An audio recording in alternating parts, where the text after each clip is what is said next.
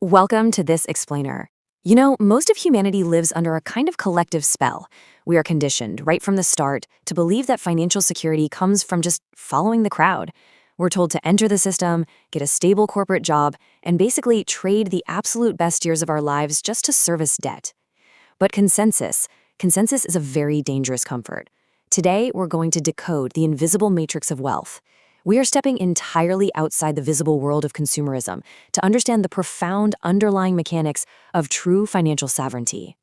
I want you to consider this very carefully. Look at the actual structure of your life right now. Are you building a financial fortress or just a very expensive job? If you do what everyone else is doing, you are inevitably going to end up with exactly what they have: stress, debt, and this constant quiet anxiety about tomorrow. The consensus trap offers the illusion of security, but the cost is incredibly high. It is a stark contrast. On one side, you have the consensus trap. It convinces you to save whatever tiny fraction remains of your income in a fiat system that is literally designed to systematically devalue your effort through inflation. It's perpetual motion with absolutely no destination. But on the other side is the capital order. The global financial elite simply do not play by the rules of the consensus. They operate on an entirely different set of economic laws. And if you don't consciously re-engineer your mind to understand these laws, your hard work is only going to serve the architects of the system. So what exactly is the capital order? It is an invisible matrix of economic laws. It dictates, with absolute certainty, who actually owns the future and who merely funds it. True wealth operates completely outside that visible world of shiny consumerism that distracts the masses. Understanding this invisible matrix is the very first step in shifting your identity, moving from someone who labors for the system to someone who owns it. Section 1. The high income illusion. The worship of a high income is a profound trap. So many of us believe that just earning a bigger paycheck is the ultimate cure for financial struggle. But consider the dynamic of a leaking bucket. Earning more without having a proper system in place is really just getting a larger bucket that happens to have a larger leak. As your income scales, the matrix automatically adjusts around you. It captures your surplus through heavier tax tiers and the silent, deadly creep of lifestyle inflation. You earn more, sure, but you spend more, and you stay exactly where you started. You are just trapped in a slightly higher class of economic dependency. The truly wise don't focus purely on income. They focus on something entirely different: the velocity of capital. They understand a fundamental truth. A unit of currency isn't just a reward for your labor, it is a vehicle for ownership. To actually increase your capital velocity, you need a few clear methods. First, you have to ruthlessly, legally optimize your taxes so you actually keep your gross yield. Second, you automatically redirect a fixed percentage of every single deposit straight into investment accounts before you even see it in your checking. And third, actively reallocate dead equity, like cash just rotting in zero-yield savings, into assets that compound daily. You have to speed up the rate at which you deploy your surplus into real assets. This is how you make the transition from labor to asset ownership. You have to stop pouring your finite energy into a vessel that is designed to drain it away. Instead, build a system where the water actually multiplies itself, completely independent of your physical effort. Section 2. The geometry of human leverage. The crowd is taught that hard work and sweat are the ultimate currency. But sweat is completely linear. You only have 24 hours in a day, and your physical energy has a permanent expiration date. If your financial survival depends on your immediate physical presence, you haven't built a fortress. Sweat simply cannot scale. The law of multipliers, on the other hand, relies entirely on leverage.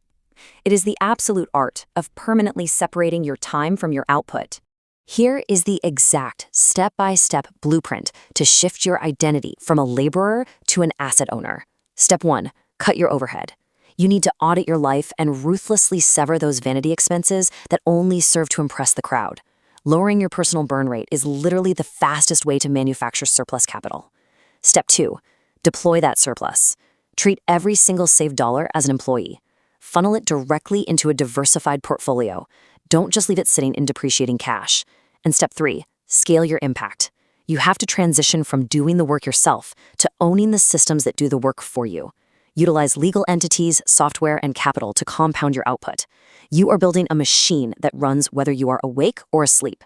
And these are the specific vehicles of leverage you need to be deploying your surplus into. First, automated index structures, things like S&P 500 funds that silently capture the growth of the broader market. Second, cash-flowing infrastructure. Think rental real estate or digital businesses that yield monthly dividends. And third, intellectual properties. Patents, code, or media that you build once but monetize infinitely. These assets operate completely outside of human limitations. They don't sleep, they don't age, they just generate value in absolute silence, multiplying your capital velocity while you rest. The elite simply don't ask, "How can I do this work?" That is the question of the laborer. The sovereign mind asks a completely different question. What framework can solve this permanently, without requiring my physical hours? When you start asking that question and actually building the systems to answer it, you stop chasing the shadow of money. You become the absolute owner of the structure that casts it. Section 3. Stoic Financial Sovereignty. As your systems grow and your capital begins to multiply, the world is going to present you with its ultimate test, the vanity trap. It will tempt you with fake status and the incredibly cheap applause of the crowd. And this is exactly where most individuals lose their grip. They end up trading their hard-earned financial margin, their actual freedom, for short-term validation. They buy the luxury car on credit, tying themselves right back to the desk just to fund a hollow display of wealth. A truly sovereign mind relies on absolute emotional protection. We need to redefine luxury entirely. Reject the designer labels and the depreciating assets. True luxury is a quiet mind, completely free from debt-induced panic. It is a healthy body, maintained simply because you have the time to care for it. It's a character of unwavering integrity, because you simply cannot be bought. And above all, it is the absolute autonomy of your own time. Let this thought really settle into your mind. True luxury is the absolute power to choose exactly how you spend your days. When you build your financial empire in absolute silence, with deep patience and high moral values, you are building a fortress that no economic crash can ever decay. Ultimately, the choice is yours, and it's the choice that will define your legacy. The path to genuine sovereignty requires you to step away from the relentless noise of consumerism. Protect your capital, engineer your leverage, and guard your mind. Will you succumb to the consensus trap, or will you master the capital order? Reflect on that as we conclude today's explainer.